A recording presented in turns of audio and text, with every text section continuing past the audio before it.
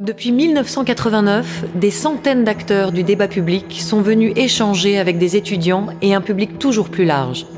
Année après année, tous ceux qui ont participé à la Cité de la Réussite ont modestement essayé d'apporter leur pierre au débat citoyen. Partager des connaissances, s'intéresser, s'étonner, questionner, apprendre et comprendre les autres. Telles sont les valeurs simples que nous avons essayé de promouvoir depuis 2 décennies. Transmettre est consubstantiel à la nature humaine, qu'il s'agisse de la vie que l'on donne, du savoir que l'on partage, des biens que l'on lègue, des rites et croyances que l'on diffuse, oralement ou par écrit. La Cité de la Réussite est par essence le lieu où se jouent toutes les gammes de la transmission. On se presse au débat pour recueillir la parole et la pensée de celles et ceux qui s'obligent volontiers à transmettre leur expérience, leurs réflexions, leurs solutions ou leurs révoltes.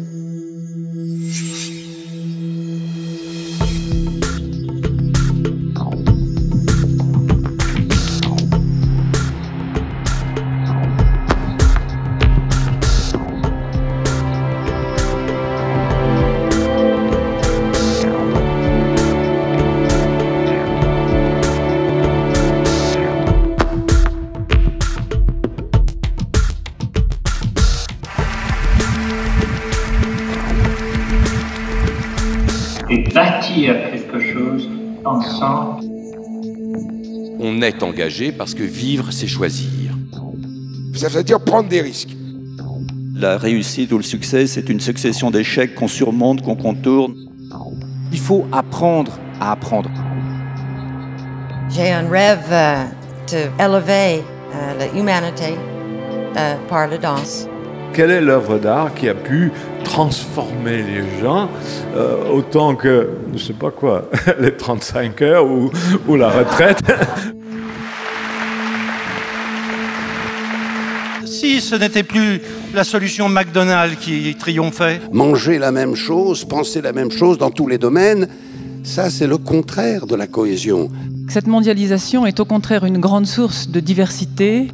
Je crois aux intelligences collectives. On fait partie d'une unité qui s'appelle l'humanité. Je pense qu'on manque plutôt de tolérance, souvent. On peut respecter quelqu'un qu'on n'aime pas, on ne peut pas aimer quelqu'un qu'on ne respecte pas. La France doit comprendre qu'elle est multiple et que la différence est une chance. Chacun sait qu'il constitue un maillon et que si ce maillon faiblit, tout s'écroule. La lâcheté générale à l'égard de la responsabilité politique. Mais l'idée, c'est d'installer que les hommes politiques sont complètement déconnectés des réalités. Nous sommes entrés dans un nouveau siècle et déjà, il est en danger. L'expérience, c'est une lanterne qu'on a dans le dos et qui éclaire le chemin parcouru. La lutte contre l'incertitude, c'est ça notre destin. L'avenir va être absolument passionnant.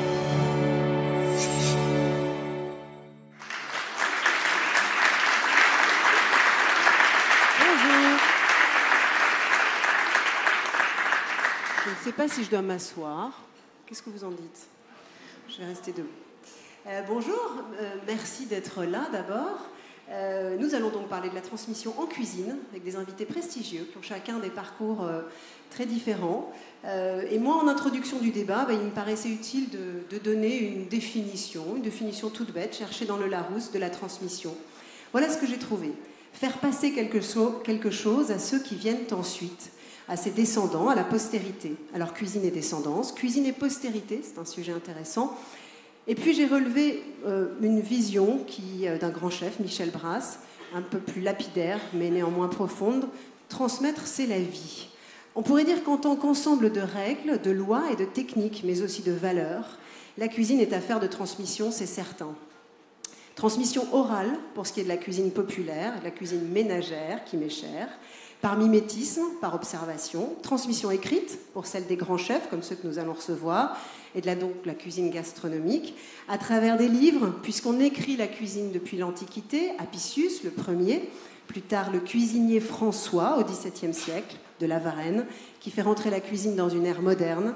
Le guide culinaire d'Escoffier, la Bible du grand codificateur, comme l'appellent les chefs. Le livre de cuisine de Jules Gouffet, au XIXe, les étudiants qui sont présents devant moi y reviendront. La référence de Thierry Marx, et tous les ouvrages que les grands chefs contemporains nous offrent aujourd'hui. Mais ce legs académique, la plupart des chefs déclarent, malgré ce legs académique, la plupart des chefs déclarent que leur éveil sensoriel s'est fait dans les odeurs de la cuisine maternelle, dans les gamelles d'une grand-mère, peut-être comme vous. Il n'en reste pas moins que tous, ou presque, reconnaissent la nécessité d'une formation, passage obligé auprès des plus expérimentés, dans ce que les chefs appellent modestement une maison, pour structurer sa cuisine, pour apprendre les techniques, la mise en place, le travail en équipe, la gestion du temps, si important en cuisine. Aucun ne met en doute la nécessité de transmission pour exercer ce métier, mais qu'entend-on exactement par transmission en cuisine? Observation, écoute. Le chef sushi au Japon, le sushiya comme on l'appelle là-bas, doit passer pas moins de 10 ans à observer en silence le maître avant de prétendre réaliser son premier sushi, de saisir son premier couteau. Est-ce que cela vaut-il en France? Respect donc, mission, transgression peut-être aussi, voilà une définition de la transmission. Le mot transmettre est issu du latin transmittere, qui signifie envoyer ou mettre au-delà. Y a-t-il une forme de transcendance dans l'acte de transmettre? Beaucoup de questions. Nos 4 invités ont chacun des parcours qui forcent le respect. Les chemins, les terreaux sont très différents, mais il me semble qu'ils ont tous un point commun, c'est le travail, c'est la rigueur, l'exigence. Est-ce qu'ils se sont sentis à un moment dépositaires d'un héritage? Est-ce que cet héritage fut un accélérateur de réussite, un mot que vous connaissez bien, un fertilisant de créativité? Ou est-ce que, comme le pense le sociologue Pierre Bourdieu, qui est une référence à nouveau pour Thierry Marx, que je connais bien, concernant la transmission, en général, Pierre Bourdieu nous dit que c'est une servitude, que c'est un frein à l'évolution, que c'est un déterminisme destiné à entretenir l'ordre social. Alors pourquoi pas un ordre culinaire qui empêche la réflexion et la construction par soi-même. Alors personnellement, petit aparté, moi je n'ai reçu aucune transmission culinaire, si ce n'est la recette des cracottes au micro-ondes avec un petit peu de tostinette dessus. Les quarantenaires comprendront. Et pourtant, j'ai l'intime conviction que ce non-patrimoine familial m'a poussé à apprendre, à découvrir, à aller chercher par moi-même les règles élémentaires qui permettent de bien se nourrir, tout simplement. Et que cette absence de modèle, cette absence de mère ou de grand-mère cuisinière, a libéré la création en m'affranchissant de la comparaison et du jugement.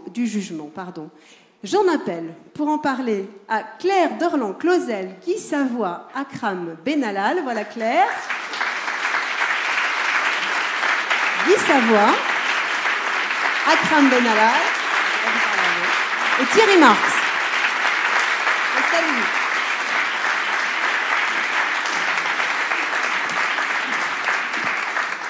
Bonjour, bienvenue. On est très heureux de vous recevoir, très fiers. Alors Claire, je vais faire un petit portrait de vous, vous ne m'en voulez pas, puis vous m'arrêtez s'il y a des erreurs.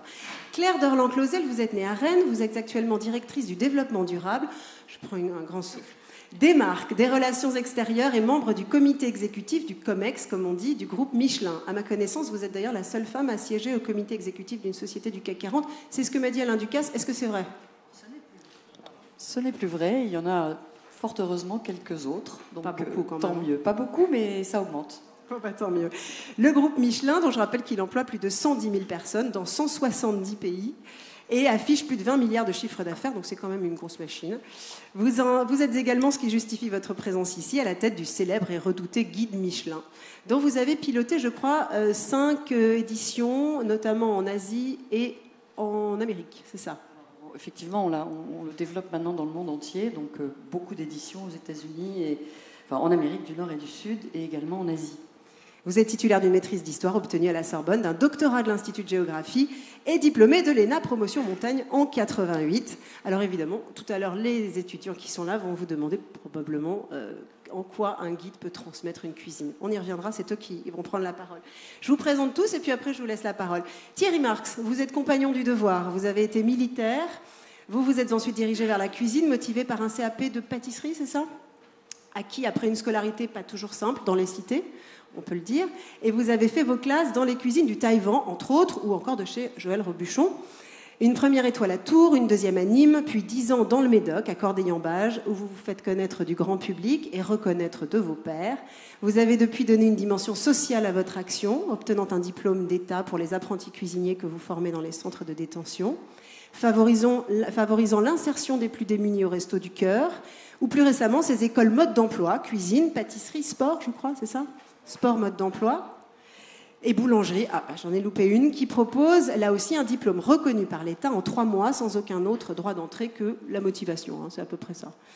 Depuis 10 ans, vous collaborez avec le chimiste Raphaël Aumont, avec lequel vous repoussez les limites de la connaissance et de l'innovation en cuisine, notamment grâce au Centre français d'innovation culinaire, dont vous êtes à l'origine tous deux. J'en passe.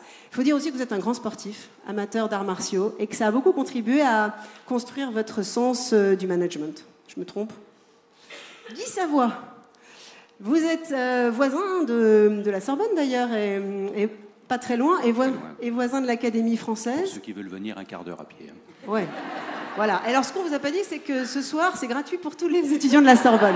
Ça, c'est sympa, Guy, non ? Vraiment sympa. Alors je leur ai proposé si j'avais encore de la place, c'est vrai. Bien envoyé. Donc je disais que vous êtes voisin de l'Académie française et que s'il y avait une Académie française de la cuisine, vous en seriez sûrement le secrétaire perpétuel, quelques années en moins. Et je pense que ça rigolerait un peu plus là-bas d'ailleurs. Vous représentez la cuisine française jusqu'à Las Vegas ? Absolument. Où vous possédez un restaurant depuis combien d'années ? 12 ans et demi maintenant, oui. 12 ans et demi, donc ça marche. À Paris, vous êtes à la tête de 4 établissements, dont votre Joyau, on en parlait, installé au cœur du bâtiment de la Monnaie de Paris, triplement étoilé, élu meilleur restaurant du monde par la liste en 2017. Mais d'ailleurs, vous êtes en quelque sorte académicien, on pourrait le dire, puisque vous êtes également l'un des membres fondateurs, je crois que Thierry, vous en faites partie, Akram, du Collège de France, Collège culinaire de France ? Pas encore. Pas encore. Bon, on en parlera tout à l'heure.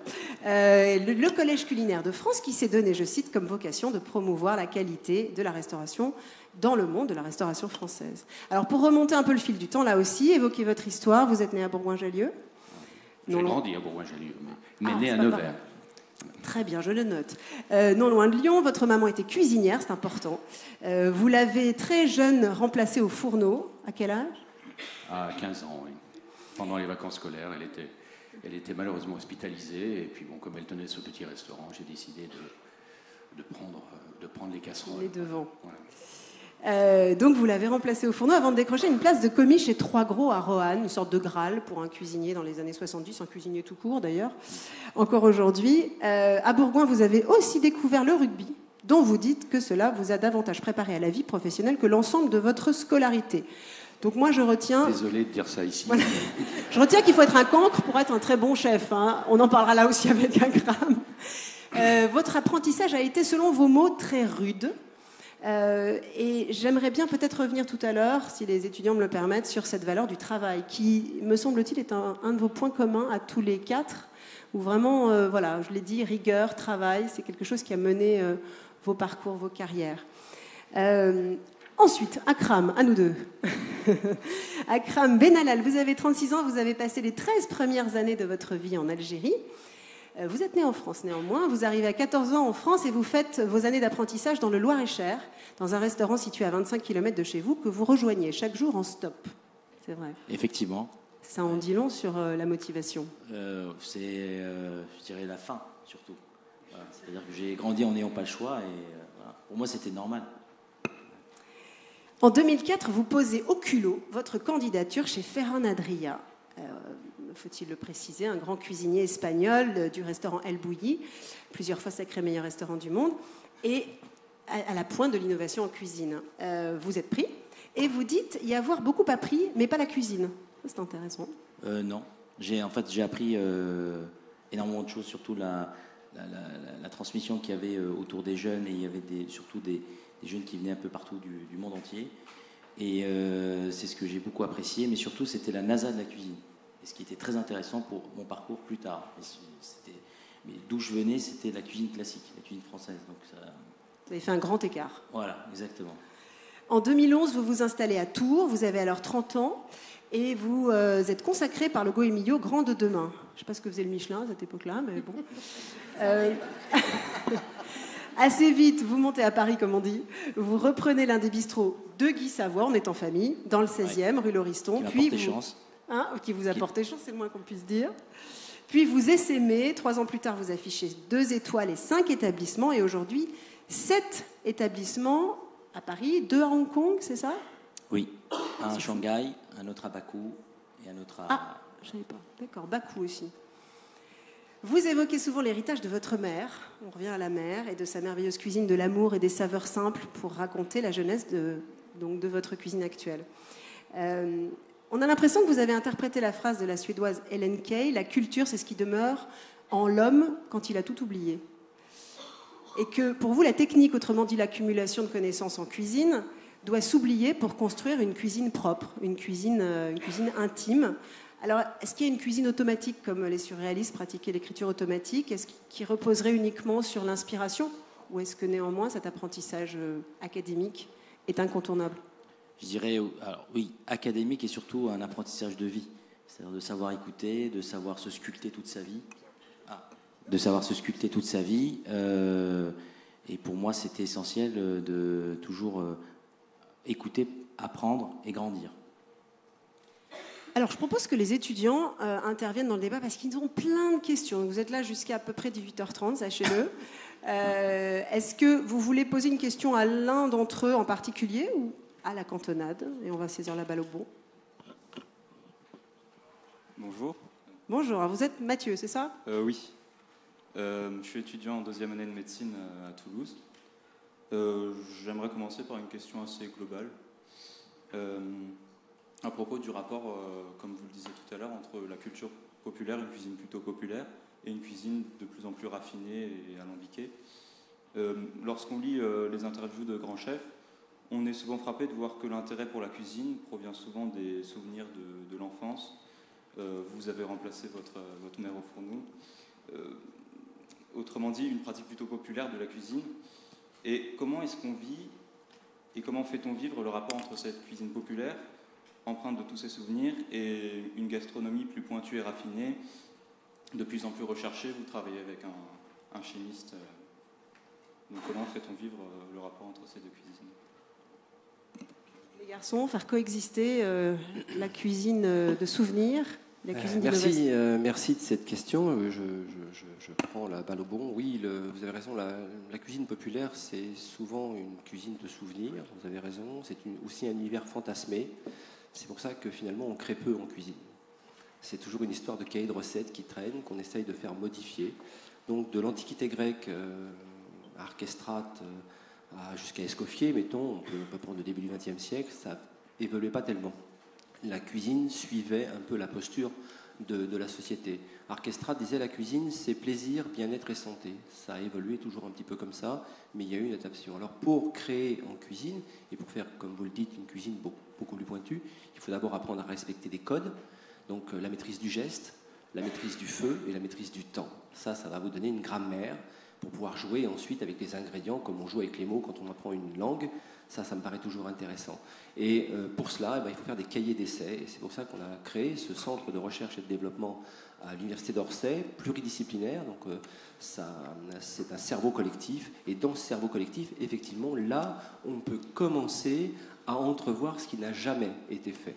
On va pouvoir commencer à travailler sans le sucre saccharose, à définir pas comment on fait la cuisine, mais pourquoi on l'a fait et dans quel sens on l'a fait et avec quelle responsabilité environnementale. Et dans ce centre, pour entrevoir la cuisine de demain, il faut faire un forecast, en gros faire une prévision à 2050 et de se dire mais ce sera quoi la cuisine de 2050? Quels vont être les nouveaux plats? 2050 c'est loin, oui, mais une des problématiques de 2050 c'est l'eau.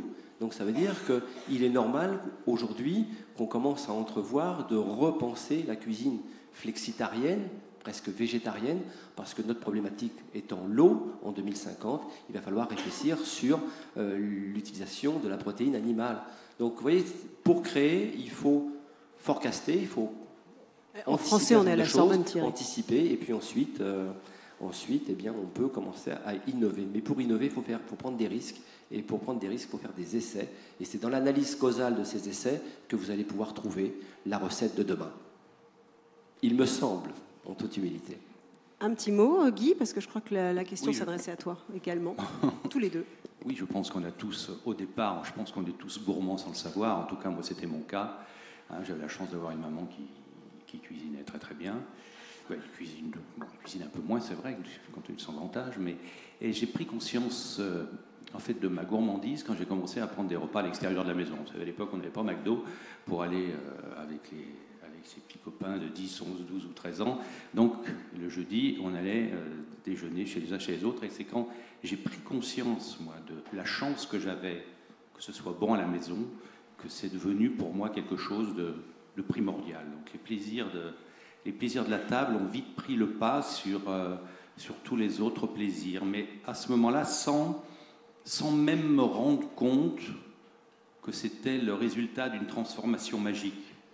Parce qu'au-delà de la transmission, on ne peut bien transmettre que si on a pris conscience qu'il y a une transformation magique qui s'opère entre, bien sûr, la comestibilité des produits. Tous les produits qui arrivent dans nos cuisines sont comestibles, et sous l'action du cuisinier, parfois en quelques secondes, pour des filets de rouget, vous transformez cette comestibilité en plaisir. Et c'est ça qu'on doit montrer dans la transmission, c'est que cette transformation peut s'opérer sur des produits aussi simples que le chou et la carotte, que le homard, le foie gras ou la truffe. Voilà, ça peut. Mais si on n'a pas ce socle, je dirais, d'intérêt, donc qui démarre forcément par, bon, chez moi c'est la cuisine familiale, donc cuisine que vous avez qualifiée de populaire, il ne peut pas se passer grand-chose, quoi. Il faut qu'à un moment, il y ait un déclic. Julie a très bien expliqué tout à l'heure, c'est grâce à sa curiosité, n'ayant pas eu le déclic chez elle, qui est grâce à la curiosité, elle l'a trouvé ailleurs. Et au cracotte, quand même. Et voilà, donc je crois qu'il faut... Ça part vraiment de très très loin, je crois. Je crois que c'est on dit le premier cri du bébé, mais je pense que son premier contact avec la nourriture marque le départ d'une histoire formidable. Merci. Une question pour Claire, peut-être, qu'on n'a pas beaucoup entendu encore. Bonjour, je m'appelle Marianne, je suis étudiante à HEC. Donc ma question, c'est pour Madame Dorland-Clausel. On connaît la méthodologie physique de la rédaction du guide Michelin, donc des clients anonymes qui règlent eux-mêmes leur addition pour rester complètement indépendants, mais un peu moins le phénomène de restitution de leur expérience. Donc la question, c'était, comme c'est une femme de lettres, comment est-ce que vous envisagez cette rédaction du guide et comment justement transmettre les émotions que ressentent les chefs et les clients dans ce mythique guide rouge?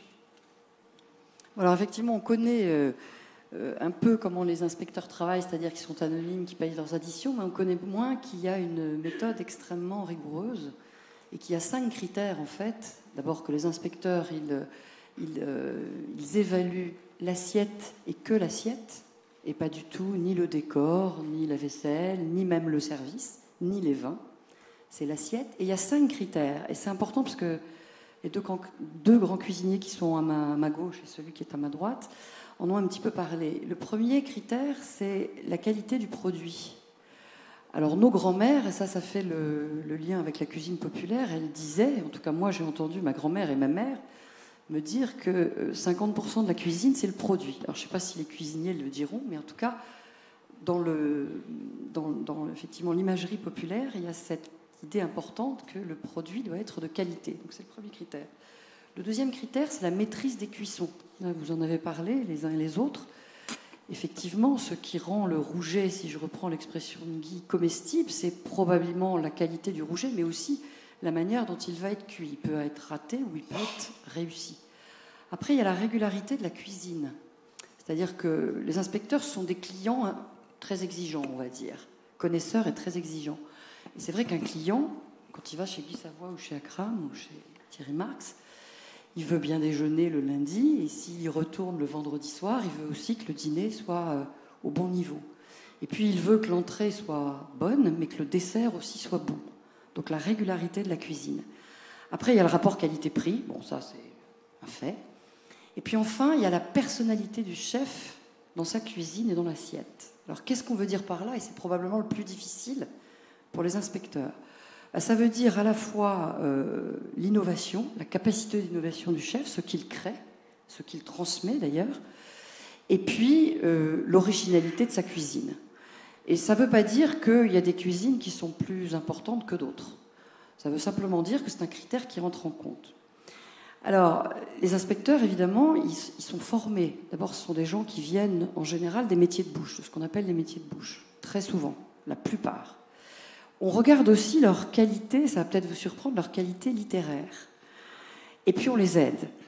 C'est-à-dire que, évidemment, un inspecteur, pour ne pas être reconnu, il n'a pas, faut pas croire, l'aile ou la cuisse ou je sais pas quoi, il n'a pas un petit carnet et il note pas. Donc, tout se passe à travers les yeux, à travers le palais et à travers la mémoire olfactive. Vous pouvez revenir sur les qualités littéraires, ça va intéresser, je pense, les c'est-à-dire que étudiants. Il faut savoir qu'il y a beaucoup de gens qui veulent être inspecteurs du guide Michelin. Nous recevons beaucoup de candidatures, nous avons plus de candidats que d'élus, et donc on a la chance de pouvoir trier les CV. Donc, comme je le disais, effectivement, on regarde d'abord l'expérience et la connaissance de la cuisine. Donc, ce sont des gens qui ont des diplômes ou des expériences dans la gastronomie. Mais on regarde aussi leur capacité, on évalue leur capacité à retransmettre à l'écrit ce qu'ils vont ressentir, tant la qualité du produit, de la cuisson, etc., que l'émotion ressentie. Et puis on les aide, c'est-à-dire qu'ils ont des formations. Et puis, ce qui se passe, c'est comme je le disais, ils font tout en mémoire, et ensuite, quand ils rentrent dans leur bureau ou dans leur voiture, quand ils sont en déplacement, ils écrivent.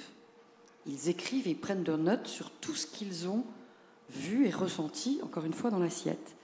Et après, on les aide grâce à des rédacteurs qui, eux, vont les aider à retranscrire dans le guide ce qu'ils ont vu et ce qu'ils ont ressenti. Ça vous convient ? Tout à l'heure, vous parliez des souvenirs d'enfance, on y revient, de la cuisine de mère, et moi je reviens sur ce que Akram a raconté au sujet de sa maman, justement, cette fameuse tomate, oui. Qui est peut-être, on parle souvent d'une madeleine, mais qui est voilà, un souvenir primitif. Est-ce que ça a été un point de départ de création ? Oui, alors il y a eu ça, mais surtout, pendant très longtemps, j'ai essayé de chercher et de comprendre comment elle arrivait à faire d'un petit produit simple. Parce que bon, moi j'ai grandi en étant d'une famille très modeste. Mon père nous a abandonnés, j'étais très jeune.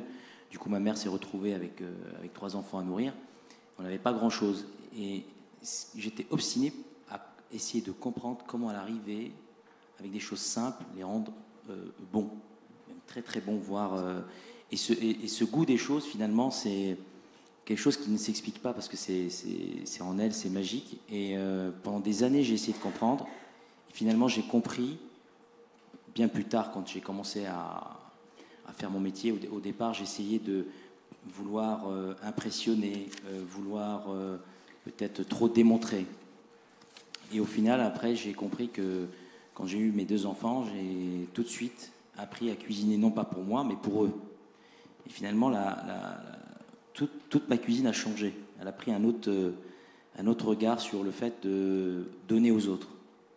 Et ça, c'est juste magique parce que je crois que c'est quand on a ce don de faire du bien autour d'une table, je prends plaisir à regarder les autres manger.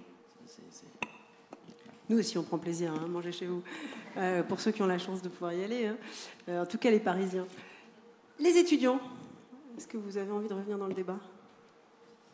Bonjour, Benjamin, je suis étudiant à l'École normale supérieure et justement vous parliez de ceux qui ont la chance de pouvoir y aller et nous avons vu, Guy Savoie, que vous aviez ouvert dans votre restaurant une table chaque midi à un tarif plus abordable et c'est une question justement qui nous intéressait, c'était de savoir comment est-ce qu'on fait quand on est un chef triplement étoilé et comment est-ce qu'on vit le fait finalement de pouvoir transmettre qu'à un public très restreint et assez privilégié et comment est-ce qu'on essaie de dépasser ça ?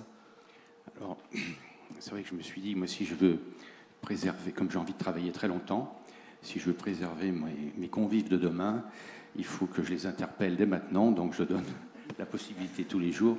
Alors, s'il y a quand même des contraintes, il faut passer par Internet, il faut arriver à midi, hein, c'est très important parce que on sait que dans les restaurants, le service du déjeuner commence rarement avant 13h, donc c'est pour nous aussi une manière de mettre la machine en route, et c'est surtout une manière de donner la possibilité à des jeunes convives, ou d'autres d'ailleurs, d'aborder le monde de la gastronomie dans un budget plus abordable. Bon, il va de soi qu'on ne pourrait pas faire que des couverts à ce prix-là.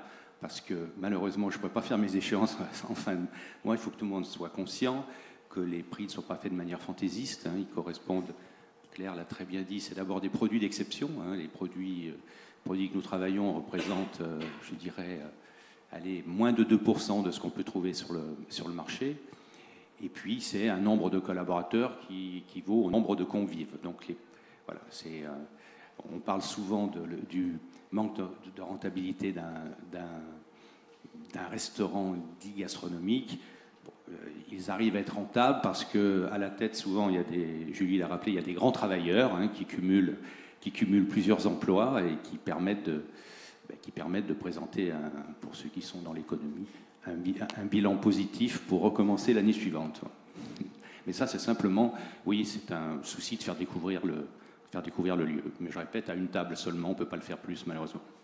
Vous dites d'ailleurs que vous êtes aubergiste, j'aime bien ce terme, et que pour vous, le restaurant est le lieu le plus civilisé du monde. Non, alors je dis non, oui, aubergiste, parce que je revendique, moi je suis un vrai taulier en permanence dans sa maison, quoi. Oui, je dis que le restaurant est le dernier lieu civilisé de la planète, parce que je pense que c'est le seul lieu où tout est mis en œuvre pour le bien-être des convives. Mais tout est mis en œuvre, pas seulement l'assiette, c'est un voiturier qui va prendre votre voiture, c'est forcément quelqu'un à l'accueil qui va vous recevoir avec un large sourire, après qui va vous installer, qui va essayer de savoir quels sont vos goûts, peut-être pour vous orienter en fonction des plats qu'on a nous-mêmes à la carte, un sommelier qui vient vous proposer, qui va bien sûr tenir compte de vos goûts, et à partir de ce moment-là où les pièces du puzzle seront en place, vous êtes installé pour 2, 3, 4 ou 5 heures de plaisir total, où vous ne vous occuperez de plus rien, simplement on va tout mettre en œuvre pour nous occuper de votre plaisir. C'est pour ce qui me fait dire que c'est le dernier lieu civilisé de la planète.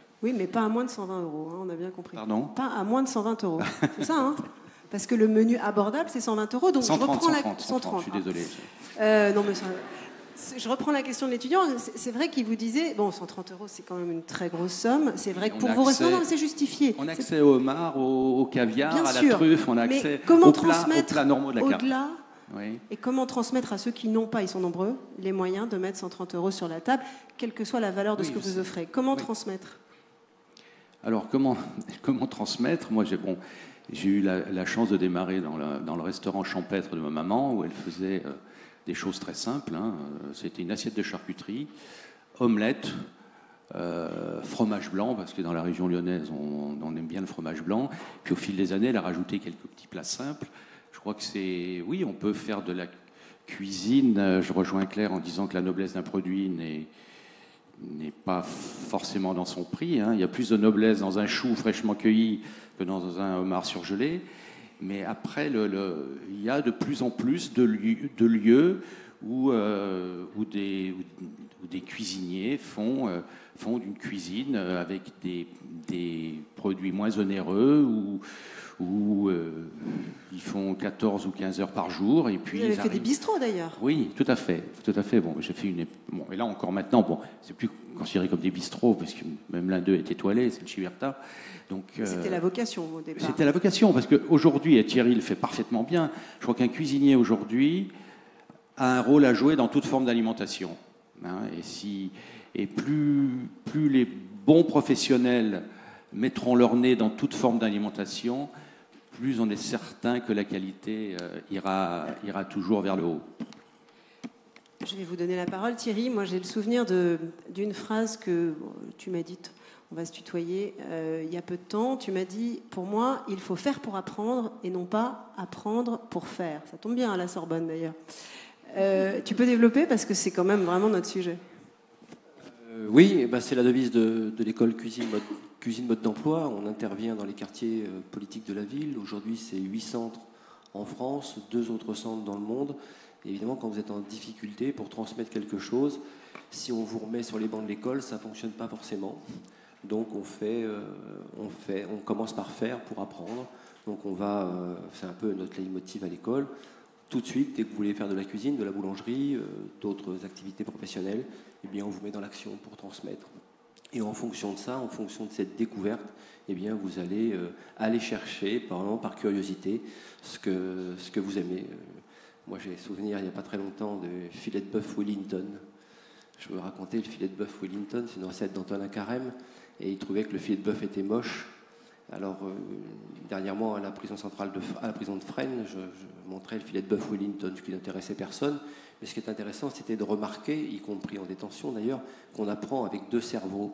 On apprend plus vite. Alors on me dit, mais non, c'est pas vrai, les gens n'apprennent pas avec deux cerveaux ici, vous le savez aussi bien que moi, parce que dans la poche arrière de votre pantalon, il y a probablement un téléphone. Donc quand je dis filet de bœuf Wellington, immédiatement il y a un de mes élèves qui dit, mais alors lequel? Carême, Gouffet, Chapelle? Je dis, non.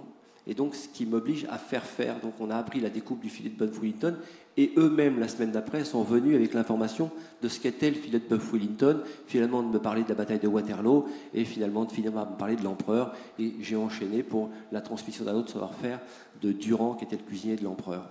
Donc vous voyez que tout ça, c'est créer de la curiosité, mais créer de la curiosité en faisant, et de réintéresser les jeunes gens à l'instruction, parce que la seule motivation de nos écoles, c'est de faire des hommes libres et pas une main-d'œuvre corvéable à merci.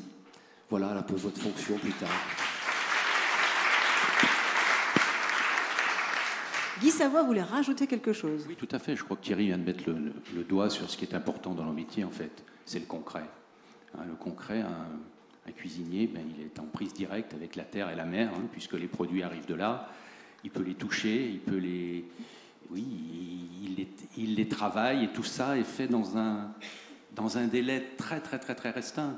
Très restreint. Qu'est-ce qui a du mal? Ce sont les artisans de la terre et de la mer qui produisent, qui élèvent. Tout ça, c'est sur une durée, plusieurs semaines, plusieurs mois, plusieurs années pour les vignerons. Et dès que ces produits sont chez nous, ils arrivent le matin, le soir, il n'y en a plus. On a pu les toucher, on a pu les travailler, on a pu les transformer. Et tout ça, ce concret, moi je vois quand on a des jeunes élèves de 3e, vous savez, pour le fameux stage d'une semaine, qu'est-ce qui les fascine le plus? Je crois que pour une des premières fois de leur vie, on les a plongés dans le concret. Et ce concret les marque. Les marque, et un grand nombre d'entre eux veulent revenir vers ces métiers parce qu'ils se sentent bien. Ils se sentent bien dans le concret, tout simplement. C'est le métier de la main. Akram, je vais vous laisser la parole d'ailleurs, les étudiants, parce que vous avez encore plein de questions à poser. Bonjour, je m'appelle Charlotte Dutail, je viens d'une école d'ingénieur en spécialité en biotechnologie, et j'aimerais poser la question. Alors, nous voyons que notre rapport à l'alimentation a considérablement changé. Les foyers ne prennent plus autant de temps à cuisiner. Et le choix des plats emportés ne cesse à augmenter. Quel rôle donnez-vous aux chefs au XXIe siècle? Très bonne question. Bonne chance. Non, moi je dis tant mieux que les gens ils ont de moins en moins de temps de se faire manger comme ça, ils viennent manger chez nous, au restaurant. Je pense que c'est très bien. Sauf qu'il faut choisir les bonnes adresses. Après, je crois que les plats à emporter, oui, ça fait partie catégoriquement de l'époque d'aujourd'hui. D'ailleurs, on a travaillé sur un concept healthy food, sur des salades, des plats emportés pour le midi, pour une clientèle qu'on avait dans nos restaurants, mais qui a changé parce qu'aujourd'hui, ils travaillent de leur bureau souvent. Du coup, on répond à cette attente. Mais je crois que, il y a tout dans les plats emportés, mais il faut juste savoir bien choisir, je crois. Et alors le rôle du chef? Le rôle du chef. Au XXIe siècle. Le rôle du chef du XXIe siècle. Ça, c'est une très bonne question. Non, mais je pense qu'on a j'utilise souvent ce mot tradinovation, c'est-à-dire qu'il faut garder la tradition, c'est ce qu'il y a de plus beau, de plus sage. Il faut y associer l'innovation parce qu'elle fait partie aujourd'hui de notre époque. Moi, j'ai 36 ans et c'est vrai que... Mais il y a une chose que souvent on m'a dit, et d'ailleurs Guy, c'est quelqu'un que je respecte énormément, et s'il est là encore aujourd'hui, c'est pas de gagner un sprint, c'est de gagner le marathon. Et c'est la règle pour y réussir et pour durer dans le temps. Et c'est une règle, c'est vrai, parce que tout va vite. On a tendance à souvent vouloir s'emballer.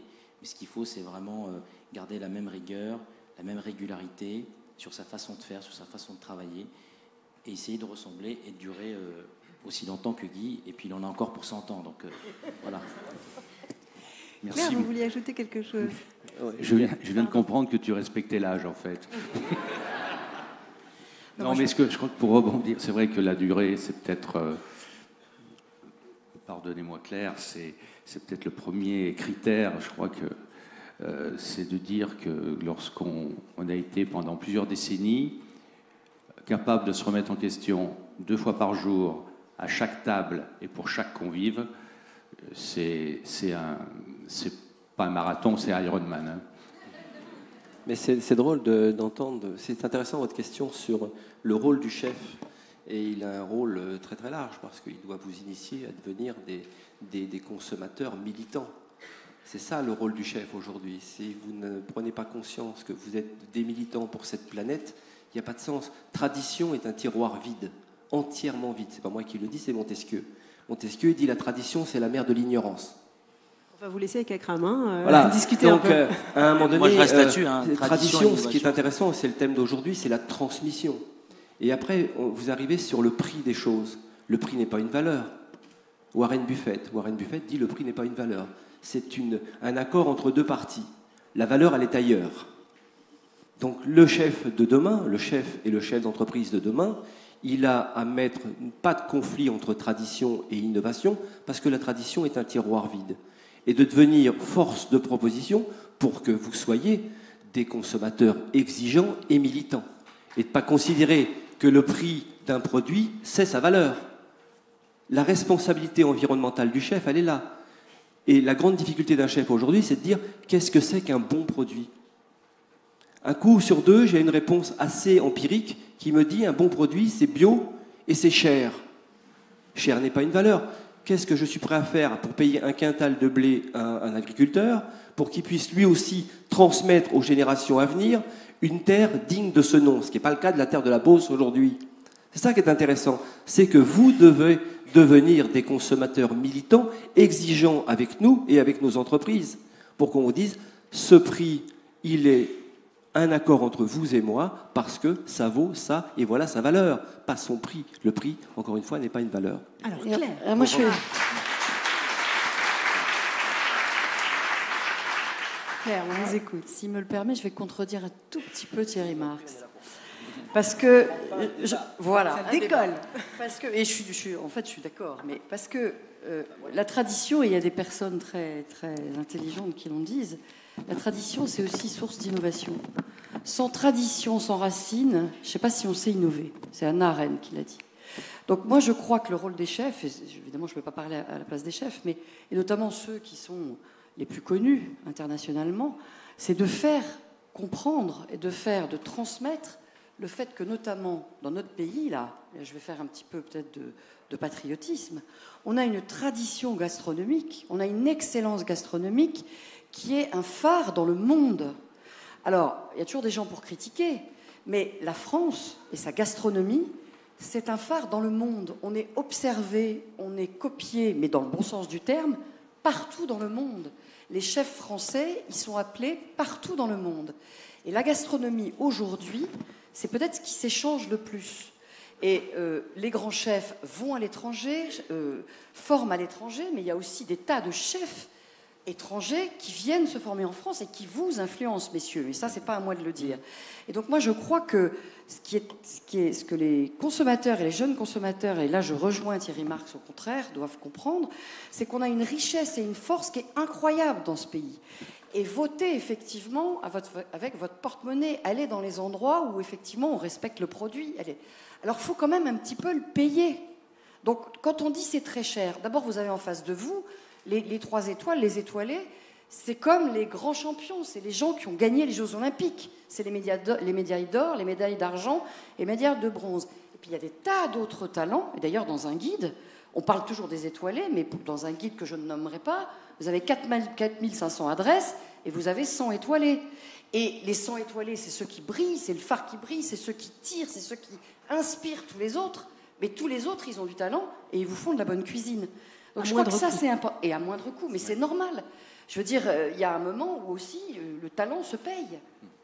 Mais pour revenir à votre question, c'est ce que j'ai dit tout à l'heure, aujourd'hui, le cuisinier a son mot à dire dans toute forme d'alimentation. Pourquoi les industriels, aujourd'hui, font de plus en plus appel aux cuisiniers? Parce qu'ils ont bien compris que leur contrainte, on va dire, leur cahier des charges, qui est avant tout sanitaire, il faut bien le dire, hein, dans un industriel, il a peur, bien évidemment, d'empoisonner les gens, et ce qui est tout à fait normal compte tenu des quantités qui travaillent. Lorsqu'il met dans son équipe de chercheurs ou d'ingénieurs, lorsqu'il met un cuisinier, c'est qu'il a pris conscience que le paramètre plaisir doit rentrer dans les plats. Et le cuisinier, il intervient toujours, je veux dire, en dehors du cahier des charges. Il y apporte son savoir-faire. Je ne suis pas d'accord sur la tradition, parce que je pense que la tradition, c'est le socle de l'innovation, que chaque génération apporte sa pierre à l'édifice. Mais le cuisinier, il est là, je dirais, surtout le cuisinier français, c'est dans nos gènes, hein, depuis des générations. C'est la situation géographique de ce pays qui a fait que la nature y est généreuse et que tout pousse, qu'on peut tout cueillir, qu'on peut tout élever. C'est l'observation et le travail des hommes qui a déterminé que telle parcelle de vin avec un même cépage allait donner un vin particulier, différent de la parcelle qui est séparée d'un petit chemin, qui a déterminé qu'une race de volaille, qui est la volaille de Bresse, sur un territoire bien délimité, allait donner cette meilleure volaille. Donc à chaque fois, c'est à la fois l'observation, le travail et le bon sens des hommes qui a fait avancer les choses. Thierry, ça fait débat. Hein. Moi, j'ai cru comprendre une chose. Alors, la tradition oui, je peux peut-être déjà répondre l'ignorance. là-dessus sur l'industrie. Oui. L'industrie, elle se fout du plaisir. Je vous le dis tout de suite. C'est pas son sujet. Oui, sauf que quand on a du plaisir, on rachète. Il faut être sérieux. Pas tous. Soyons sérieux. À un moment donné, on a un laboratoire de recherche et de développement. On est interrogé par l'industrie. Le premier souci à charge pour vous quand vous êtes, c'est le food cost, le coût matière produit. Donc, on va vous rajouter du sucre, des sels nitrités, un tas de choses. C'est pas pour le plaisir. C'est pour vendre un peu moins cher en masse des choses qui ne sont pas forcément bonnes. Donc, et quand on utilise bien souvent le nom d'un chef là-dessus, c'est d'abord dans un esprit de marketing. Ce qui n'est pas illégitime. Mais il faut quand même le dire. Donc, ce qui est intéressant, c'est quand on parle de tradition et d'innovation, quand je vous dis la tradition, c'est un tiroir vide, alors je peux vous citer des grands de la tradition gastronomique. Abattre un jeune bovin à la masse avec un pointeau dans le crâne, c'était la tradition du 19e siècle. Est-ce qu'on la maintient? Est-ce que finalement, ça ne veut pas dire qu'on en appelle à la tradition quand on ne sait pas justifier un acte, Alors, un choix. je suis bien d'accord avec toi, Julie. C'est-à-dire que quand on ne sait pas quelque chose, on se dit « Ah non, mais c'est la tradition ». Moi, je parle toujours de transmission. D'ailleurs, la tradition devient intéressante quand elle transmet quelque chose d'intéressant pour les générations à venir. Là, on est d'accord. Si je vous raconte le lièvre à la royale, alors je peux vous le refaire comme au XVIe siècle. Je peux le rouler dans la peau du lapin, le reformer, etc., etc. Aujourd'hui, sanitairement, c'est pas possible. Qui veut voir arriver sur sa table un lapin en poil, refarci à l'intérieur avec 6 heures de cuisson? Ça intéresse personne. Donc il a fallu le réadapter. Mais ça a avancé grâce à l'innovation, Thierry. Alors on y vient. Alors, on parlera d'innovation. Moi, je veux bien parler d'innovation, mais on va y passer du temps.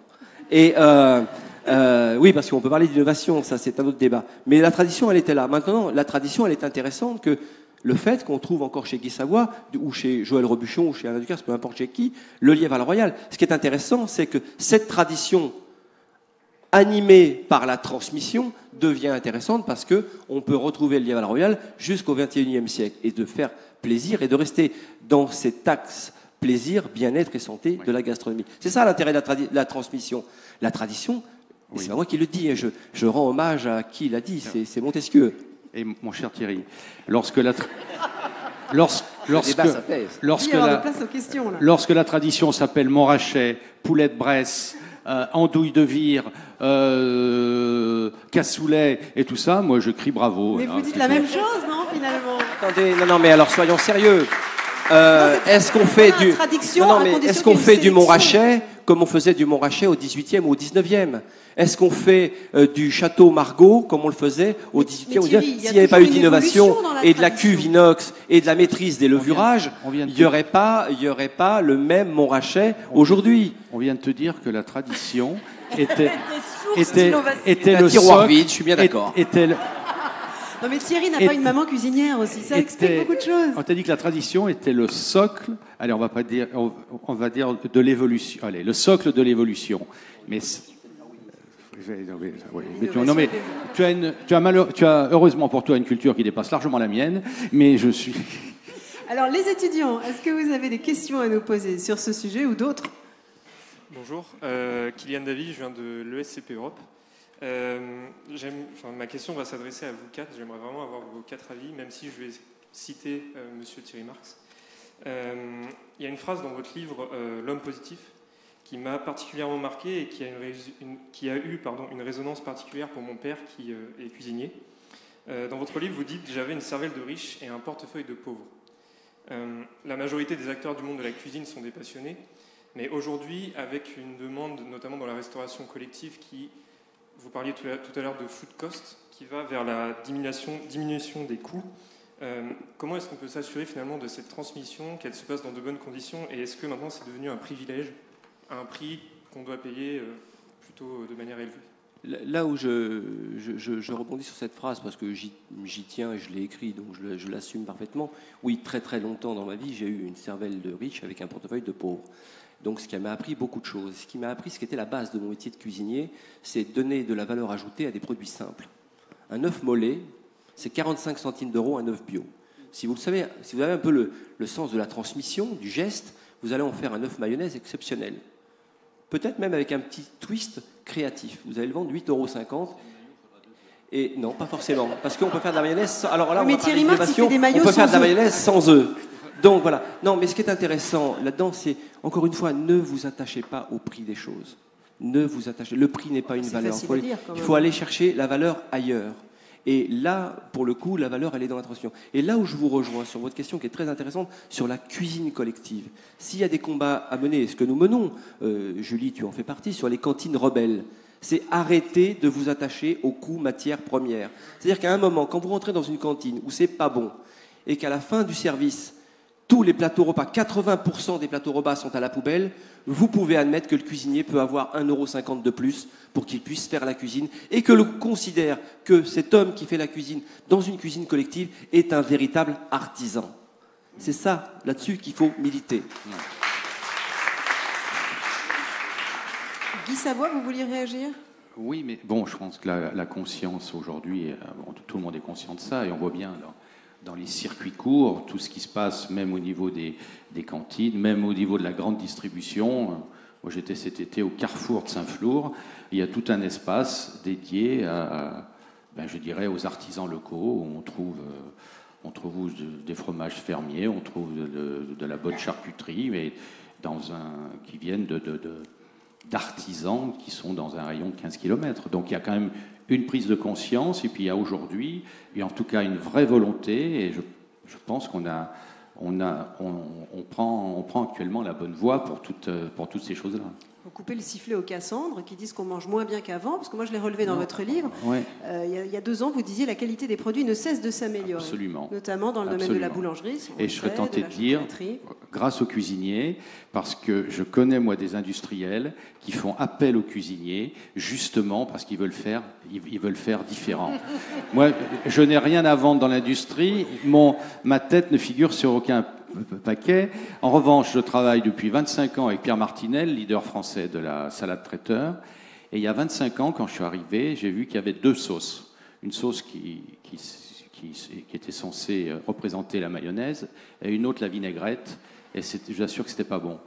Et je lui ai dit, écoutez, moi, si vous voulez qu'on travaille ensemble, je veux qu'on remplace ces 2 sauces par du vrai vinaigre, de l'huile, plusieurs sortes d'huile, plusieurs sortes de poivre, du jus de citron, des choses comme ça. Il l'a accepté. Et bon, je ne vais pas dire que c'est grâce à moi qui vend beaucoup de salades, mais aujourd'hui, voilà la volonté d'un industriel de se rapprocher de ce qu'on fait tous à la maison, parce que quand on ouvre le placard, on a une bouteille d'huile, on a du vinaigre, on a du vrai sel, du vrai poivre, et voilà. Donc non, je crois qu'il y a la volonté de faire mieux en intégrant bien sûr le paramètre santé, en intégrant le paramètre plaisir. Je pense que l'option a été prise et que, quoi qu'on dise, on est quand même obligé de tenir compte du prix, parce que le prix, ça reste... Je dis rien, moi, je constate. Moi, ce qui m'amuse toujours dans la vie, c'est les faits. Les faits ne sont pas négociables. Quand je regarde l'industrie agroalimentaire, je travaille, et je n'ai pas honte de le dire, certaines fois pour l'agroalimentaire. Et là où je te rejoins, et je vous rejoins, c'est qu'aujourd'hui, l'agroalimentaire est dans la problématique d'arrêter le marketing à tout crin et de revenir à des politiques de sourcing plus efficaces. Le seul problème qu'a cet agroalimentaire aujourd'hui, c'est qu'elle ne sait plus où sourcer le produit. C'est ça le problème. Votre rôle est là, sans doute, parce que finalement... Et notre rôle est là, non, mais je suis assez d'accord là-dessus. Mais à un moment donné, il faut regarder les faits tels qu'ils sont, et quand on fait l'analyse de certains produits qu'on prélève dans l'agroalimentaire pour en faire un certain nombre d'avoir un certain nombre de retours, de feedback de ces produits, on s'aperçoit qu'effectivement, quand on est conseillé par un chef, on peut admettre qu'il faut 150 litres de vinaigre ou autre chose de telle façon, et puis finalement, quand il en faut 150 000 litres, la problématique est différente. Je ne sais pas à toi que je vais apprendre qu'on ne trouve plus de cornichons en France. Il y a une maison qui produit des cornichons en France. Une seule et unique maison. Donc, votre approche militante des choses fera en sorte, et l'approche militante des chefs, et je réponds à cette demoiselle sur la mission des chefs, ce qui nous rassemble aujourd'hui, c'est de dire en France, nous devons être capables maintenant de reproduire du sésame, du sarrasin de qualité, du blé de qualité, rattaquer sur les remembrements agricoles qui ont été un fossoyeur des terroirs français, etc., etc. Là, la mission du chef dans l'innovation et dans la transmission, elle est intéressante. Mais justement, c'est notre culture qui empêche les dérives. Vous êtes tous trop jeunes. Moi, dans les années 60, j'entendais dire qu'en l'an 2000, on ne mangerait que des pilules. Et pourquoi on disait ça? Parce qu'on était inondé d'une seule variété de pommes, insipide, qui était une golden en surproduction. C'était des poulets qui avaient le goût de poisson et des rôtis de veau. Vous les mettiez au four, ils faisaient 30 cm de long, vous les sortiez, ils n'en faisaient plus que 15. Qu'est-ce qui a dit non à tout ça? Ben, c'est nous tous. On dit non, on ne veut pas de ça. Et aujourd'hui, résultat, on trouve du vrai veau sous la mer, on trouve et maintenant sur n'importe quel marché, vous avez en tout cas une douzaine de variétés de pommes, en ce moment autant de poires et tout. Donc je crois que la prise de conscience... Elle a été, elle remonte, oui, il y a une 50aine d'années, parce que les gens se sont aperçus que, je ne veux pas imiter Jean-Pierre Coff, mais que la merde, ça ne se vendait pas, tout simplement. Est-ce qu'il y a des questions dans la salle? Ah oui, on vous écoute. Peut-être qu'on va vous donner un micro, c'est possible? Est-ce que vous pouvez lever la main? Il a levé la main, il est là, mais voilà. Pas eu.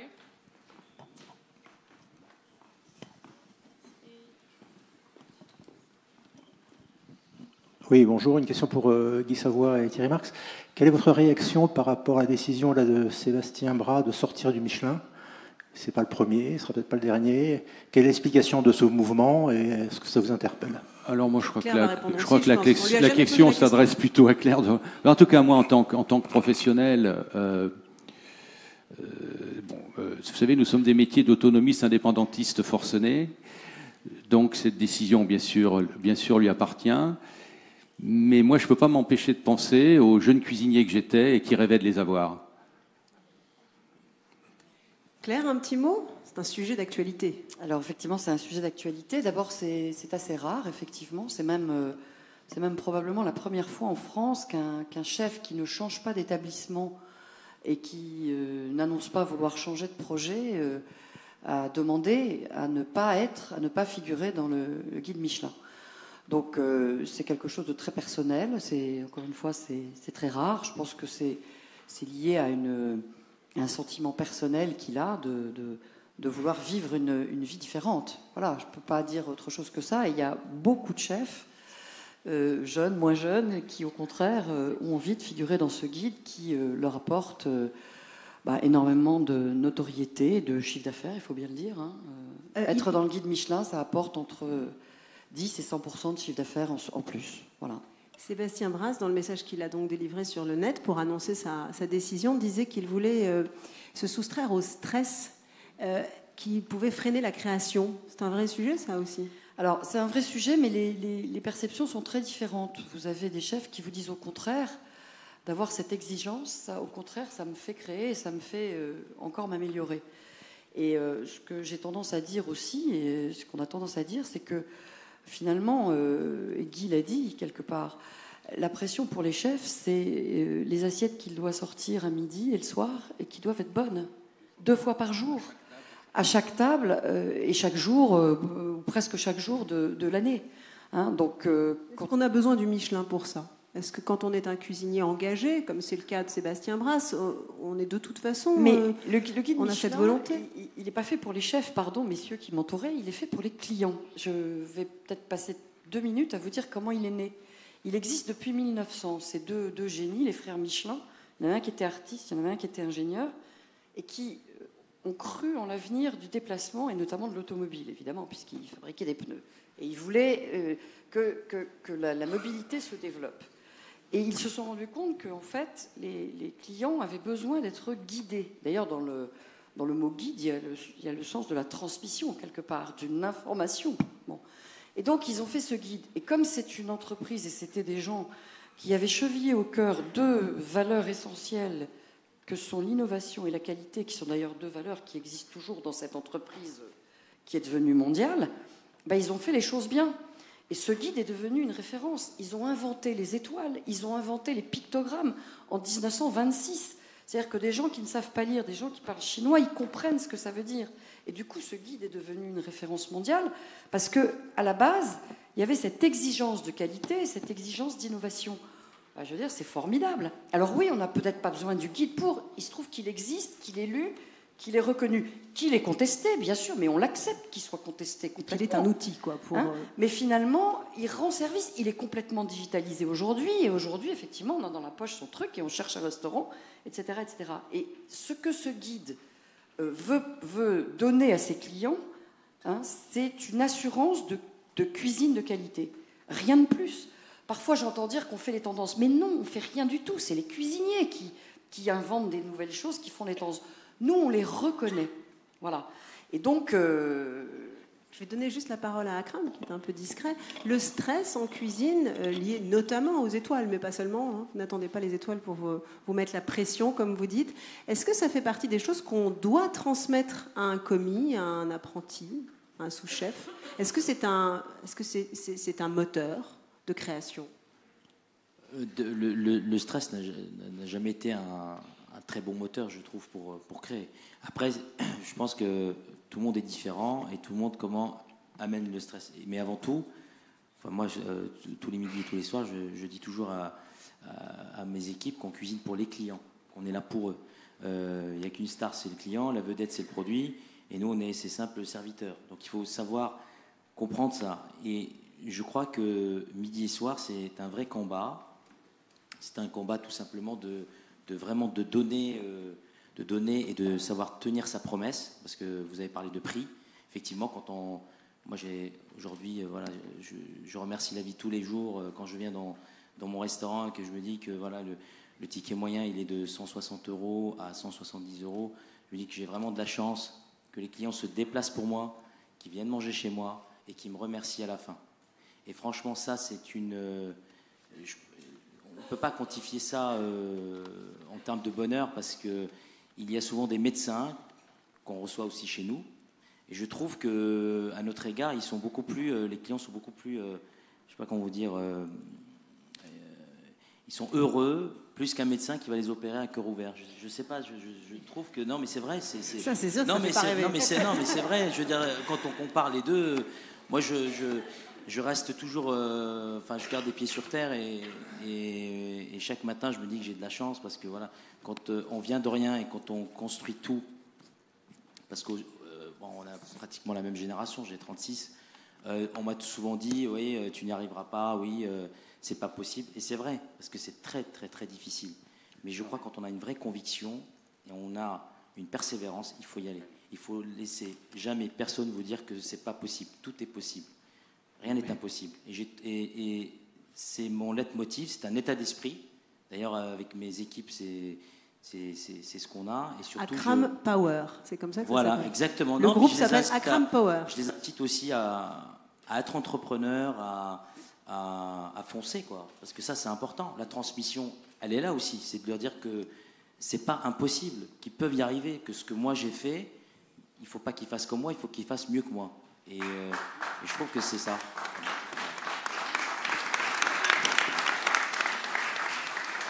Non, mais pour revenir sur le sujet, hier au soir, j'ai vécu une anecdote. Un jeune couple, 35 ans, et j'arrive vers la table et la jeune dame voulait photographier le plat, et puis elle me dit, mais ça vous dérange peut-être? Je lui ai tout simplement répondu, j'aurais bien aimé que le premier jour de l'ouverture de mon premier restaurant, tous les convives prennent des photos des plats. Je reviens sur la pugnacité, le travail, on l'a dit tout à l'heure, le sens de l'effort. Je parlais de ton livre, Guy, que j'ai lu avec beaucoup d'attention. Tu racontes ton apprentissage, tu dis à quel point ça a été dur, ça a été physique, c'était fait d'humiliation, Thierry Marx aussi. C'est un milieu alors qui aujourd'hui s'assouplit, mais vous avez de chacun passé ces étapes-là. Est-ce qu'aujourd'hui, ce sens du travail, de l'effort, résonne autant qu'à l'époque où vous avez fait vos apprentissages? Parlons franc. Oui, bien sûr. Moi, je trouve qu'en ce moment, on a la chance d'avoir une jeunesse, on va dire les 18-25 ans chez nous qui sont en formation. Ils sont passionnés, et puis j'ai l'impression qu'ils ne sont pas contaminés. Je ne sais pas si le mot convient, mais dans les années 80, on avait beaucoup plus de chance, beaucoup plus de difficultés à motiver des équipes. Alors, est-ce que ce sont mes méthodes qui ont changé? Peut-être aussi, parce que je suis un peu moins tonique en cuisine, peut-être un peu plus à l'écoute, mais j'ai l'impression que la jeunesse aujourd'hui, la passion les anime. Il est vrai aussi que les conditions de travail se sont considérablement améliorées. Moi, je ne veux pas jouer les vieux cons, mais quand j'ai démarré, on avait un jour de congé par semaine. Aujourd'hui, on est à 2 jours et demi, ce qui est tout à fait normal. Et tu disais qu'on travaillait 16 heures par jour, surtout. Absolument. Oui, parce que quand on disait une journée de congé, moi, je me souviens, c'était le mardi. Il faut dire que le mardi matin, on avait fini à 1h du matin. Donc, la journée de congé était déjà amputée d'1 heure, si on veut. Et on reprenait le mercredi matin à 8h. Donc, je dis, c'était la journée de congé, on le passait à dormir. Alors, heureusement, c'est plus comme ça. Et donc, aujourd'hui, c'est vrai, en mêlant, je dirais, une évolution qui s'appuie quand même sur les traditions, je suis désolé, mais non, mais les traditions nous ont aussi montré qu'il fallait peut-être pas suivre tous les chemins. Et de dire aussi, moi, tout à l'heure, on a parlé de l'effet planétaire de la cuisine française. Aujourd'hui, moi, sur les 65 membres de l'équipe, des collaborateurs, il y a 15 nationalités différentes. Donc, on va dire qu'il y a autant de nationalités différentes dans l'équipe que chez les convives. Donc, tout ça aussi, ce sont des apports d'ouverture pour les jeunes Français qui sont chez nous, de parler avec une Argentine, avec un Turc ou un Malien. Il y a forcément une autre ouverture. Et surtout, je crois que la grande évolution, c'est qu'à mon époque, ces métiers étaient réservés aux échecs scolaires. Aujourd'hui, on n'a plus honte de dire qu'on veut être cuisinier ou je ne sais quel autre métier. Oui, donc ça c'est déjà une très très grande évolution. Donc on n'est plus seulement un ghetto d'échecs scolaires, ce qui aide beaucoup. Et puis je dirais ces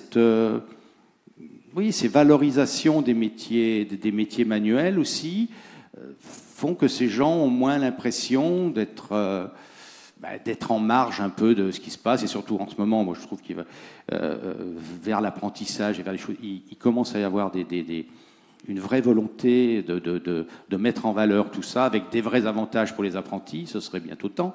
Mais donc tout ça fait qu'on a une belle jeunesse qui a envie de vivre sa passion de manière positive et qui a pris conscience que son terrain de jeu, c'était la planète entière. Ça aussi, c'est important, parce qu'avec un bon CV, n'importe quel collaborateur de la restauration, qu'il soit sommelier, pâtissier, maître d'hôtel, cuisinier, il est sûr d'avoir le choix de la manière avec laquelle il veut faire son métier, et puis du pays dans lequel ils souhaitent le faire. Et ça, c'est une belle évolution qui permet d'avoir une plus grande efficacité, d'avoir une meilleure atmosphère dans les cuisines.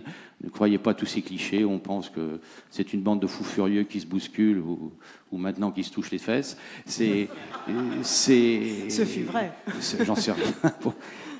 C'est différent. Et ces métiers, justement, ont acquis une noblesse comme celle des produits. Et ils font rêver. Et voilà, ils font rêver, absolument. Et ça donne des collaborateurs qui ont vraiment envie de travailler. Thierry, après une question de la salle.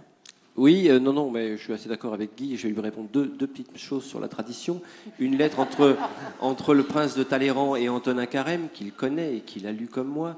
Le prince de Talleyrand disait c'est bien de mettre les cuisiniers au repos et surtout il faut les faire jeûner au moins une journée, comme si on parlait de volailles à faire jeûner parce qu'il les trouvait plus efficaces quand ils avaient jeûné.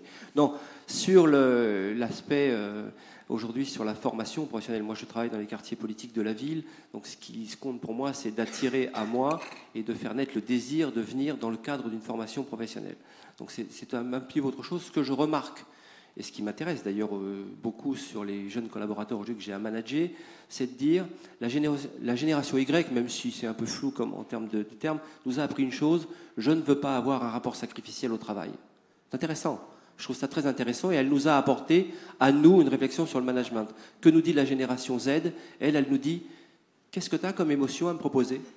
Or que moi, quand j'interviewais ces jeunes gens il y a encore une quinzaine d'années, je leur disais, pas les mêmes évidemment, je leur disais, mais vous avez quoi comme expérience? Aujourd'hui, ils me disent, c'est quoi l'expérience que tu me proposes? Alors ce qui est intéressant, c'est vrai que pour nos métiers qui sont en vogue aujourd'hui, qui sont liés à la nature, comme le dit Guy, qui sont liés à la planète, qui donnent cette accessibilité planétaire à une liberté d'aller et d'entreprendre, eh bien, ces jeunes gens me disent peut-être que je reste dans ton métier, peut-être que je reste pas, en fonction de l'expérience que je vais me faire là-dedans. C'est un petit peu ça, effectivement, qui nous a imposé aussi de réviser notre copie en termes de management et d'avoir une pression moins excessive. Et comme vous l'a expliqué fort bien Guy, qu'est-ce que c'est qu'un métier? Notre métier de cuisinier, de chef cuisinier, c'est de dire je suis capable de transposer des compétences techniques en réalité opérationnelle 2 fois par jour et de faire passer des personnes dans un tube or qu'ils travaillent dans un entonnoir.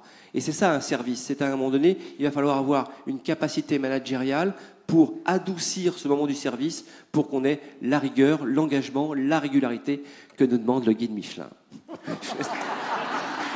Pardon, je ne pouvais pas m'en empêcher. Ah, une question, oui, merci. En haut, à gauche, pour nous. Et à droite après. Ah, alors attendez, je crois que la main a été levée à gauche d'abord, mais je vais vous donner la parole juste après. Pardon. 500 à droite, 500 à droite, combien à gauche? Ouais. Bon, oui. Bah alors, allez-y. Bonjour à tous. Bonjour. Donc j'avais une question. Essayez de la retrouver. Vous voulez nous demander quelle expérience on a à vous proposer? Absolument on va vous pas. répondre. Donc c'était une question légèrement digressive sur, en sortant des étoiles Michelin, de la tradition, de l'innovation. Quelle place vous laissez à la nourriture pour les individus en fin de vie et notamment dans les EHPAD et toutes ces structures-là? Vous avez raison, c'est une très bonne question, monsieur, vous êtes très bon. Et vous avez raison, on ne travaille pas assez sur l'innovation des textures modifiées. Aujourd'hui, quand vous achetez des textures modifiées pour les personnes que vous évoquez, ce qui m'intéresse beaucoup, j'ai participé au dernier concours pour justement ce type d'établissement. Et effectivement, il faut que nous, artisans cuisiniers, artisans pâtissiers, réfléchissions sur les textures modifiées pour des gens qui ont des problèmes de vue, de cataracte, mais aussi des problèmes, des pathologies lourdes qui les conduisent à consommer différemment. Mais ce n'est pas des personnes, effectivement, et vous avez raison, qui souhaitent consommer de la malbouffe, mais bien au contraire, de continuer à vivre pleinement une dégustation. C'est une très bonne question. Merci. Il y avait une autre question à gauche ou je me trompe? Oui. Yes, oui, juste ici. Moi, j'ai une question concernant la viande. Vous pouvez vous lever peut-être, comme ça tout le monde vous identifiera. Pas de problème, merci. je suis ici. Une question sur la viande, sachant que l'alimentation est aujourd'hui, dans notre vie quotidienne, le premier poste d'émission de CO2 rapporté à l'individu, selon encore une fois pas mal d'études. J'aimerais avoir votre avis sur simplement la place de la viande dans notre alimentation, qui est une tradition. Alors, à voir si c'est une tradition ou pas, et avoir votre avis là-dessus. Est-ce que, à votre avis, la viande, c'est le socle de notre alimentation dans le futur, ou est-ce que c'est un tiroir vide? Alors, si je peux me permettre pour une réponse là-dessus, en termes de chiffres, il est évident qu'aujourd'hui, toutes les universités s'accordent pour dire qu'à moins de 20 ans, on sera quasiment tous flexitariens. En gros, 80% de consommation végétale pour 20% de protéines animales. Et effectivement, vous avez raison, quand je prends simplement 150 grammes de viande dans mon assiette, c'est plus de 15 000 litres d'eau. Donc ça, c'est une réalité. 2050, on n'aura pas cette possibilité d'avoir autant d'eau pour nourrir le bétail. Donc effectivement, il faudra produire mieux et produire en moins grande quantité. Mais ça veut dire aussi que nos éleveurs ont à s'interroger sur la qualité du bétail. Pourquoi aujourd'hui, un certain nombre de chefs, dont je fais partie d'ailleurs, je l'assume, de temps en temps on fait venir du bœuf de Matsusaka ou du bœuf de l'extérieur de l'Hexagone, or qu'on pourrait déjà travailler avec nos agriculteurs sur un bovin, sur un certain nombre de produits de protéines animales, et pour avoir une qualité supérieure et avec une qualité aussi qui s'en et on en consommerait mieux et moins. Je suis d'accord avec vous. Donner de la valeur au produit, hein, c'est ce que tu disais. Donner de la valeur au produit, vous avez raison. Et aujourd'hui, nos éleveurs, et surtout, on a parlé d'économie circulaire tout à l'heure, dans l'économie circulaire, très récemment, j'ai un témoin, Julien Drieux, on recevait un agriculteur en économie circulaire qui commence à travailler sur ces jeunes bovins de race limousine en Corrèze, et on s'aperçoit qu'évidemment, il recrée de l'attraction pour ce type de bétail, et effectivement, ça devient un bétail moins polluant, parce qu'une économie beaucoup plus courte et beaucoup plus circulaire. Pardon, oui. Claire, vous vouliez rajouter quelque chose? Pour le coup, j'opine du Bonnet, je suis complètement d'accord avec ce qu'a dit Thierry Marx. Je crois que c'est en tout cas ce qu'on entend et ce qu'on voit arriver. Donc toute cette économie locale, ce locavorisme, je ne sais pas si on dit ça, c'est en train, et notamment dans les jeunes générations qui ont pris conscience du sujet, c'est en train d'arriver très très vite, c'est sûr. Et il y a des sujets mondiaux d'alimentation qui font que probablement la consommation de viande va devoir diminuer sérieusement. Consommateur militant. Vous vouliez dire... Vous pouvez vous lever et on va vous apporter un micro. Ah, monsieur a déjà un micro, alors vous serez la prochaine, je propose. Bonsoir, merci. Bonsoir. Merci pour la transition, Thierry, sur 2050, parce qu'on a beaucoup parlé du passé, c'est normal, la transmission, c'est ce qu'on reçoit, et souvent on n'a plus le temps de parler de ce qu'on laisse. Et j'ai cru comprendre que Thomas Pesquet, quand il est parti dans l'espace, a appelé Thierry Marx, je suis désolé, je suis un peu aphone, pour lui demander de préparer des repas pour ces 6 mois dans la navette spatiale. Donc c'est sans doute un excellent terrain de jeu pour savoir, selon une vision prospective, comment on pourra se nourrir, non seulement dans le futur, mais aussi quand on sera sur d'autres planètes que la nôtre. Merci de cette question. Et c'est vrai que Thomas, le travail avec Thomas Pesquet sur son alimentation, d'abord, je vais vous rassurer, il a choisi des plats de la tradition française. Hein, voilà, je viens de me remettre en sympathie avec mes confrères et avec le guide Michelin. Non, il a choisi la langue de veau Lucullus, il a choisi la volaille de Bresse au morille et au vin jaune, et il voulait un pain d'épices. Mais il voulait aussi pas d'additifs alimentaires, il voulait pas de sucre ajouté, pas de sucre saccharose. Donc pendant plusieurs mois, voire presque plusieurs années, nous avons travaillé sur la cryoconcentration, nous avons travaillé sur l'élimination du sucre saccharose dans la pâtisserie et dans la cuisine, et on a pu entrevoir un certain nombre de possibilités. Mais ça, on a réussi, et tu le sais, parce qu'on a créé un cerveau collectif. Ce cerveau collectif est à Orsay, ce qui nous permet de plugger toutes les compétences pour pouvoir entrevoir ce fameux 2050. Et effectivement, Thomas a continué à nous faire des feedbacks quand il était dans l'espace et à son retour d'espace, en nous amenant des images extrêmement claires de la planète, en regardant les zones de désertification où potentiellement on pourrait y faire quelque chose si on réapprenait à travailler, les zones où il va falloir arrêter l'élevage intensif, etc., etc. Et donc, effectivement, on a réfléchi avec l'équipe de Thomas sur une cuisine qui produit plus propre, qui sait exactement définir ce qu'est un bon produit et comment mieux nourrir les 9 milliards d'individus qui vont être sur cette planète en 2050 pour continuer à manger mieux, manger moins et en étant plus responsable et comptable de ce que nous faisons sur cette planète. Il y avait une question en dessous de la caméra, du projecteur. Les étudiants, vous aviez d'autres questions? Bonjour. Pardon. On insiste aujourd'hui au développement de la permaculture, notamment à travers le mouvement de Pierre Rabhi et du mouvement Colibri. Est-ce que les chefs, vous réfléchissez dans ce sens-là pour promouvoir ce mouvement avec des menus qui pourraient s'adapter au développement de la permaculture, à la fois locale, de saison, mais également en association des aliments qui permettent justement cette agriculture plus intelligente et plus écologique? Alors, ça corrobore aussi un peu la première question. Ça n'est pas pour Thierry. Hein.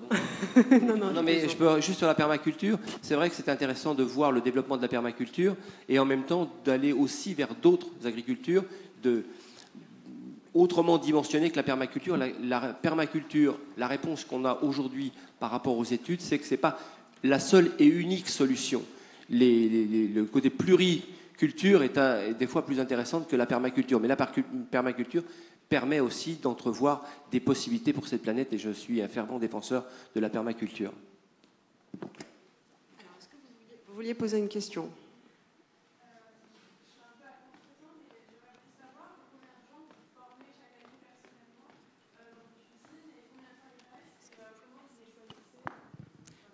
D'accord.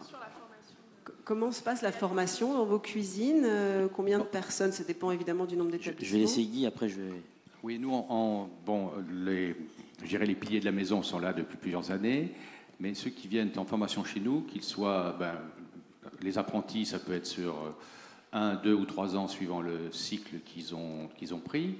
Pour ce qu'on appelle nous les commis, c'est-à-dire que le niveau qui arrive juste après l'école, enfin juste après l'apprentissage, reste en moyenne 1 an chez nous, et c'est ce qu'ils font, c'est ce que j'ai fait moi-même d'ailleurs, lors de ma formation. Je restais 1 an dans chaque maison pour voir en fait les 4 saisons, et puis après j'allais parfaire ma formation ailleurs. Alors combien par an? Chez nous c'est tout confondu, hein, c'est-à-dire aussi bien au service, sommellerie, pâtisserie, c'est en tout cas une vingtaine de personnes sur une seule maison. Hein. Est-ce que notre panel d'étudiants a encore des questions à poser? Bon, ils sont très sages. Oui. Oui, donc ma question est globale, mais plutôt à Claire Dorlan-Clausel. Donc, le guide Michelin a fait une édition pour les femmes chefs en Belgique et au Luxembourg, mais néanmoins, le milieu de la gastronomie reste très, très masculin. Donc, quel rôle est-ce que vous pensez dans ce contexte, et les chefs aussi, et comment est-ce que vous pensez faire évoluer ce phénomène global? Comme je l'ai dit tout à l'heure, effectivement, nous on constate, on repère les talents, on les constate. Mais ce qu'on voit quand même, et je pense que les chefs ne me contrediront pas, c'est que dans les écoles de cuisine, il y a beaucoup, beaucoup plus de jeunes femmes qu'avant. Donc je pense que ça va changer les choses dans les restaurants de demain. Ce qu'on voit aussi, c'est que, évidemment, on connaît toujours le chef, mais le chef, il n'est pas tout seul. Il y a des brigades, je crois que vous appelez ça comme ça, et dans les brigades, il y a aussi beaucoup de femmes.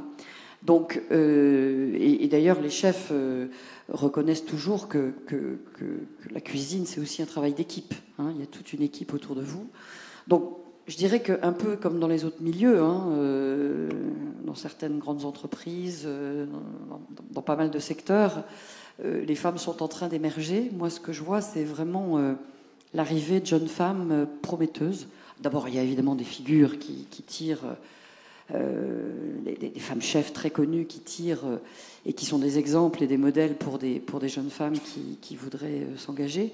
On voit surtout arriver une nouvelle génération. Je ne sais pas si vous confirmez, messieurs, mais nous, c'est ce que l'on constate. Alors après, si on a lancé cette édition effectivement des femmes chefs en Belgique, on va essayer de continuer effectivement à faire des éditions du guide Michelin qui valorisent et qui mettent en lumière les femmes qui ont du talent. Guy Savoie. Alors nous, pour une équipe en cuisine et pâtisserie qui fait à peu près 40 personnes, il y a 25 hommes et 15 femmes. Alors là aussi, c'est un phénomène nouveau parce qu'il y a 20 ans, c'était impossible. D'ailleurs, souvent, on disait les cuisiniers sont misogynes. Ils n'étaient pas du tout misogynes, on n'avait pas de demande. Donc il n'y avait pas jamais de candidature femme. Aujourd'hui, mais le métier a changé aussi. Aujourd'hui, oui, mais le métier a changé, l'image du métier a changé, le métier a changé. Mais pour dire aussi maintenant, bon, je vous dis sur 25, alors on n'est encore pas à la parité, mais on en est bon, 25-15 quoi, 25 garçons et 15 filles. L'image a changé, mais la réalité du métier a changé. C'est moins physique, non, il me semble, quand même. Oui, mais pour aller dans le sens de Guy, c'est vrai qu'à une époque, il n'y avait pas vraiment de demande. Aujourd'hui, il y a une vraie demande. Si je prends l'exemple de l'établissement dans lequel je suis, l'entreprise en général, hein, pas uniquement, on est à la parité, mais on ne l'a pas choisi. Très honnêtement, ma génération, voilà, pour moi, un homme, une femme, c'est pas une excuse. C'est-à-dire qu'il y a les compétences, c'est ça que je reconnais. Et aujourd'hui, effectivement, on a des jeunes femmes qui sont chefs de parti, qui sont secondes, qui sont responsables en pâtisserie et qui ont moult compétences. Donc moi, c'est la compétence. Une femme ou un homme, c'est un collaborateur ou une collaboratrice. Ce qui m'intéresse, c'est d'étalonner un petit peu ses compétences et qu'est-ce qu'elle va apporter dans le tronc commun de l'entreprise. Et je pense que ma génération, moi je suis né en 59, et c'est vrai que j'ai connu l'école filles et garçons, et puis l'école mixte, et que les filles faisaient partie de mon univers. Donc aujourd'hui, en tant que chef et chef d'entreprise, je ne me pose pas ce genre de questions. C'est comme la diversité. Souvent, on m'interroge sur la diversité, et je me dis, mais de quoi vous me parlez? Je suis né à Belleville, 104 nationalités différentes, et j'ai été élevé à la Cité des Bois-l'Abbé, à Champigny-sur-Marne. La diversité, je pourrais vous en raconter en long, en large, en travers. Donc ça ne me pose pas de problème. Donc les femmes en cuisine, oui, elles ont des compétences, oui, des fois elles en ont un peu moins ou un peu plus que les hommes, et elles passent devant. C'est ça. C'est vraiment, on est dans le monde de l'entreprise, on n'est pas dans le monde de l'excuse, et quand les femmes ou les hommes sont compétents, ils s'imposent. Et vous voyez une entreprise, et c'est le cas de beaucoup de nos confrères, avec Guy et Akram et moi, on a la candidature. Juste, je termine là-dessus. Dans le métier, aujourd'hui, les métiers de la restauration, c'est 54 000 emplois par an. Et je peux vous dire les rames qu'on met pour recruter. Alors, une femme ou un homme, quand vous vous présentez, bienvenue. Bienvenue dans l'entreprise, parce qu'on a envie de partager avec vous vos compétences et de vous faire vous épanouir dans le monde de l'entreprise. Donc, on n'en est plus à se poser la question. Et d'ailleurs, je trouve même qu'un guide femme, formidable, parce que... Mais pourquoi? Pourquoi? Moi, la mère Brasier, qui est l'histoire d'une plus grande femme reconnue par le guide Michelin, 3 étoiles, qui a formé, je crois, Paul Bocuse. C'est une femme qui forme le ténor. C'est ça que vous voulez dire. Est-ce que ça n'ostracise pas les femmes dans la gastronomie? Mais pas du tout. Je pense que cette société souffre trop souvent de silos. Le silo de l'université, le silo de l'artisanat, le silo des femmes, le silo des hommes, le silo de la diversité. Pourquoi on met des silos? Ça ne sert à rien. Remettons des passerelles entre ces silos. Moi, les femmes dans l'entreprise, bienvenue. Amenez vos compétences, amenez votre énergie. C'est ça qui me parle aujourd'hui. Non, mais c'est pas une... Enfin, je suis tout à fait d'accord sur les silos, c'est insupportable et il faut pas raisonner comme ça. En revanche, donner un peu de visibilité, effectivement, à des femmes qui, aujourd'hui, sont moins nombreuses, moins connues, puisque la plupart des grands chefs, aujourd'hui, sont encore des hommes, je trouve que ça peut aider, effectivement, à faire émerger... cette génération qui arrive et donner des idées et des envies. Voilà, c'est tout. C'est pas une question de silo et je partage complètement un homme, une femme égale et voilà. Et dans l'entreprise, un homme, une femme égale. Et salaire égal. Et salaire égal. Bien sûr.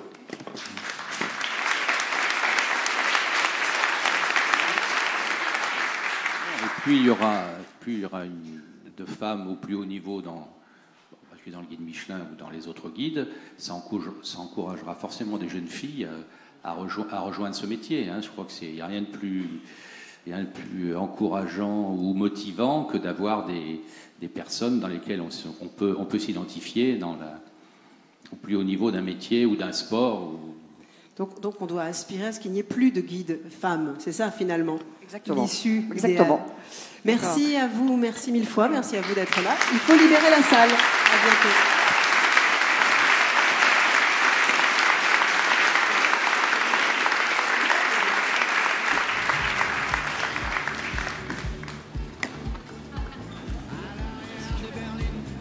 Ah.